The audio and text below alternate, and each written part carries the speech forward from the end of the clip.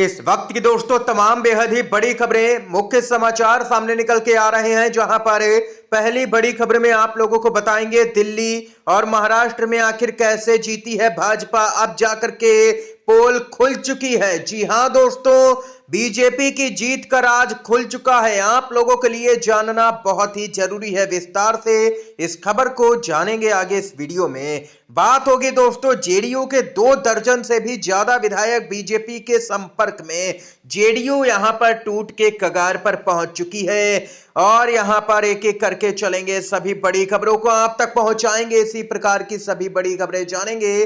दोस्तों खबरों की तरफ बढ़ते हैं उससे पहले अगर आप लोग भी यही मानते हैं कि सभी चुनावों में बैलेट पेपर के जरिए मतदान होना चाहिए और चुनाव आयोग को निष्पक्ष तरीके से देश के अंदर सभी चुनाव संपन्न करवाने चाहिए, तो अभी इस वीडियो को लाइक कीजिएगा, चैनल को सब्सक्राइब करके कमेंट बॉक्स में वी सपोर्ट बैलेट पेपर जरूर ही कमेंट कीजिएगा। दोस्तों पहली और सबसे बड़ी खबर दोस्तों आप लोगों को बताते चले, बीजेपी की जीत का राज यहां पर खुल चुका है। महाराष्ट्र और दिल्ली में बीजेपी ने कैसे जीता है चुनाव।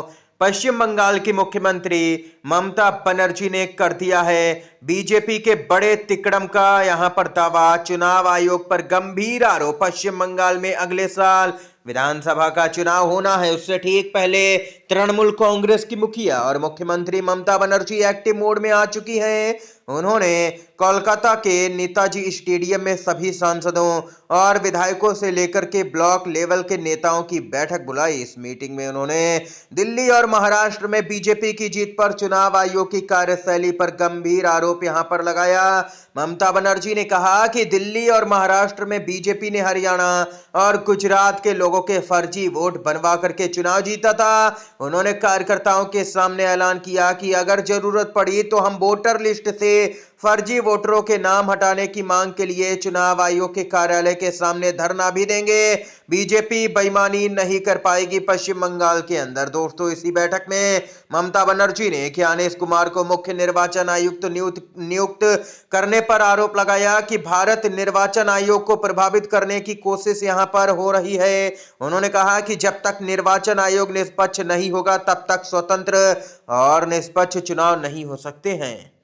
ममता बनर्जी ने साफ तौर पर कहा कि चुनाव आयोग पर बीजेपी अमित शाह पीएम मोदी का कब्जा हो चुका है। इनके आदमी चुनाव आयोग में घुस चुके हैं, बड़े पदों पर इनके ही लोग बैठे हुए हैं, तो उनसे उम्मीद कैसे की जा सकती है। ममता बनर्जी ने बीजेपी की जीत का यहां पर राज खोल करके रख दिया है। भाजपा चुनाव कैसे जीतती है। अब दोस्तों बीजेपी ईवीएम का मॉडल नहीं अपना रही है चुनाव जीतने के लिए।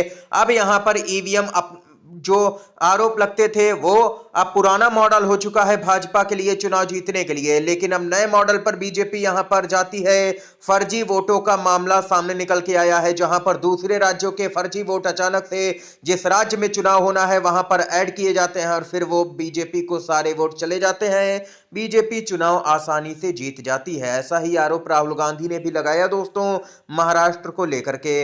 इसके साथ ही आप लोग कमेंट बॉक्स में बताइएगा अपनी महत्वपूर्ण राय। इसके साथ ही जेडीयू टूट के कगार पर पहुंच चुकी है। बिहार में विधानसभा के चुनाव से ठीक पहले जेडीयू के 2 दर्जन से भी ज्यादा विधायक बीजेपी के संपर्क में।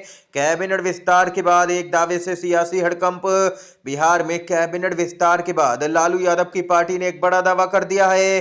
दोस्तों आरजेडी के प्रवक्ता अजय यादव ने कहा कि जेडीयू के 2 दर्जन से भी ज्यादा विधायक बीजेपी के संपर्क में हैं।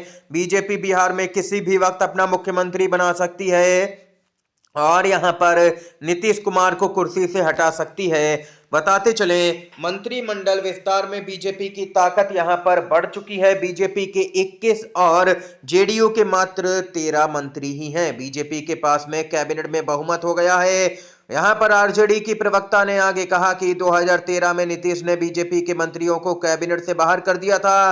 अब बीजेपी बदला लेगी और नीतीश कुमार को कभी भी कैबिनेट से बाहर कर देगी। जेडीयू के 2 दर्जन से अधिक विधायकों को जेडीयू के 4 बड़े नेता बीजेपी की तरफ लामबंद कर चुके हैं और नीतीश को डराने का काम कर रहे हैं। ये चारों नेता बीजेपी के करीबी है, यही कारण है कि जेडीयू से नीतीश कुमार मंत्री नहीं बना पाए।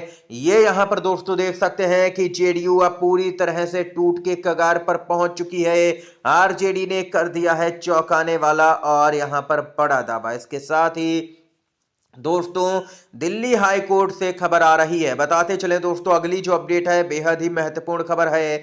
दिल्ली हाई कोर्ट में चुनाव आयोग बैकफुट पर। चुनाव आयोग कटघरे में, फिर भी जवाब देने के लिए 3 महीने का समय और मांगा। कांग्रेस के सांसद रणदीप सुरजेवाला ने सुप्रीम कोर्ट में मांग की थी कि हरियाणा और महाराष्ट्र के 2009 से लेकर के 2024 तक के सभी चुनावों की मतदाता सूची दी जाए।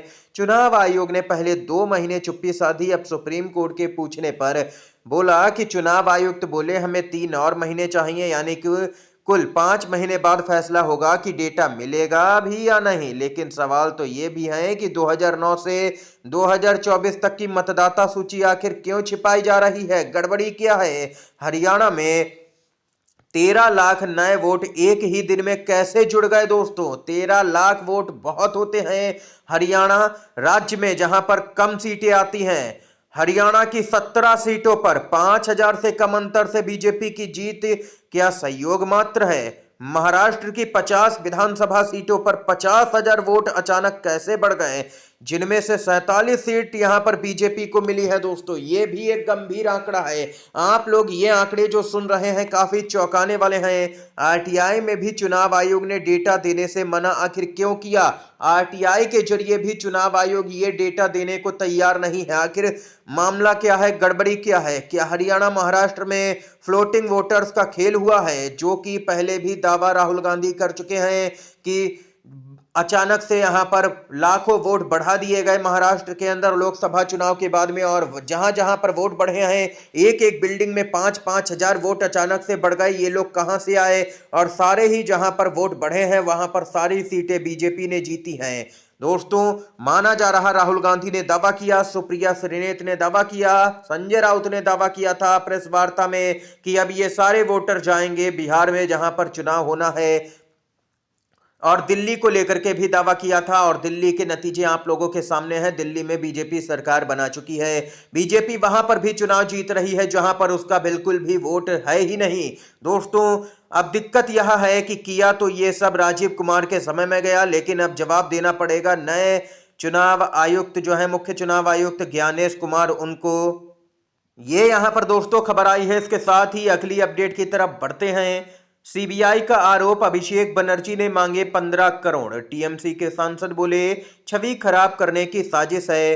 पश्चिम बंगाल में विधानसभा का चुनाव होना है अगले साल। उससे पहले ही इसी साल राज्य में ईडी, सीबीआई, आईटी एक्टिव कर दिए गए हैं। पश्चिम बंगाल में शिक्षक भर्ती के कथित घोटाले में सीबीआई ने हाल ही में तीसरा पूरक आरोप पत्र दाखिल किया। इसमें अभिषेक बनर्जी नाम के व्यक्ति पर 15 करोड़ रुपए मांगने का आरोप लगाया गया है सीबीआई की तरफ से, जिसको यहां पर देख सकते हैं कि टीएमसी भड़क गई है दोस्तों। इस समय की तमाम बड़ी खबरें, मुख्य समाचार थे जो हमने आप तक पहुंचाए। वीडियो दोस्तों अगर आप लोगों को पसंद आया हो तो लाइक कीजिएगा, इन खबरों को शेयर कीजिएगा अपने सभी दोस्तों में। आप सभी का वीडियो देखने के लिए बहुत बहुत धन्यवाद। जय हिंद, जय भारत।